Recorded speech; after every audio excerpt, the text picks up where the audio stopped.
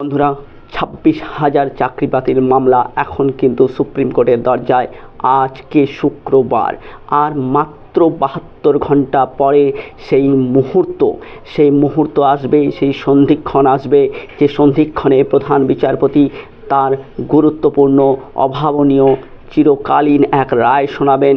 সে রায় শোনার জন্য রাজ্যবাসী, দেশ, আপামর জনগণ এবং সর্বশেষে আমাদের যোগ্য শিক্ষক শিক্ষিকারা অধীর আগ্রহে যেন অপেক্ষা করছে, ঘড়ির কাঁটা যেন সরছে না। তো বন্ধুরা, আমরাও অধীর আগ্রহে অপেক্ষা করছি ঠিক কী হতে চলেছে।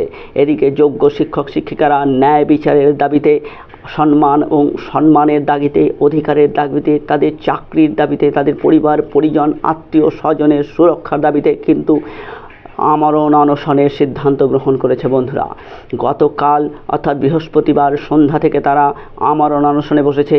সংগ্রামী যৌথ মঞ্চ থেকে শুরু করে রাজ্যের প্রত্যেকটি জেলা থেকে প্রত্যেকটি শিক্ষক, তার পরিবার, আত্মীয় স্বজন সব নিয়ে কিন্তু গতকাল রাত্রে ট্রেনে চেপেছে। সেই ট্রেন গিয়ে পৌঁছাবে কলকাতা প্রাণকেন্দ্র, তিলোত্তমার প্রাণকেন্দ্র কিন্তু আজকে অস্থির হতে চলেছে। যেমন অস্থির হয়ে রয়েছে তাদের মনের অন্তর্কোণ, ঠিক সেই রকমভাবে আজ করুণাময়ী বাস স্ট্যান্ড সংলগ্ন অঞ্চল কিন্তু তাদের অধিকারে চলে যাবে। কাদের না? যারা যোগ্য বলে দাবি করছে, যাদের ওএমআরে কোনো ডিসপুট নেই, যাদের ওএমআরে যারা ন্যায্য দাবি নিয়ে আজকে আন্দোলনে নামবে, এসএসসি অফিসকে ঘিরে ফেলবে, এসএসসি অফিসের সামনে চলবে আমরণ অনশনের যত রকমের প্রচেষ্টা করা যায় তারা কিন্তু করছে। তারা নিজের সম্মান রক্ষার্থে, তারা নিজের চাকরি, রুজি রুটি এসবের রক্ষার্থে কিন্তু একবদ্ধ, দলবদ্ধ হচ্ছে। সংগ্রামী যৌথ মঞ্চের প্রচেষ্টায় এবং আরও অনেকগুলো মঞ্চ একত্র হয়ে তারা কিন্তু আজ কলকাতা তিলোত্তমার বুকে। বন্ধুরা, আর মাত্র 72 ঘন্টা শেষে যে রায় হোক না কেন, সেই রায় কিন্তু হবে অতি নির্মম।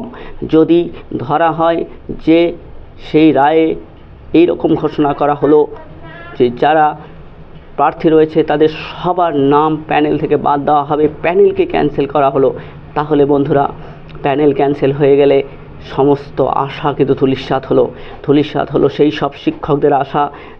দীর্ঘ 6 বছর ধরে চাকরি করছেন, দীর্ঘ 6 বছরের চাকরি শেষে যাদের পরিবার পড়বে অথই জলে। বন্ধুরা, তারা সমস্যায় পড়বেন। যারা অপেক্ষারত ছিলেন, যারা বলেছিলেন আমরা যোগ্য চাকরি প্রার্থী কিন্তু আমরা সেই চাকরি পাইনি, আমাদেরকে বঞ্চিত করে অযোগ্যদের চাকরি দিয়েছে, যারা 1000-এরও বেশি দিন ধরে অনশন করছেন, সেই অনশনরত শিক্ষকদের, সেই অনশনরত শিক্ষক যারা হতে পারেনি, তাদের সঙ্গে কি অন্যায় ঘটবে না? অন্যায় ঘটবে তাদের সঙ্গেও। সমস্ত বিষয় যদি আমরা লক্ষ্য করি তাহলে এই 72 ঘন্টা কিন্তু মহেন্দ্রক্ষণ হতে চলেছে। 72 ঘন্টা কিন্তু এক চরম উৎকণ্ঠার সময়।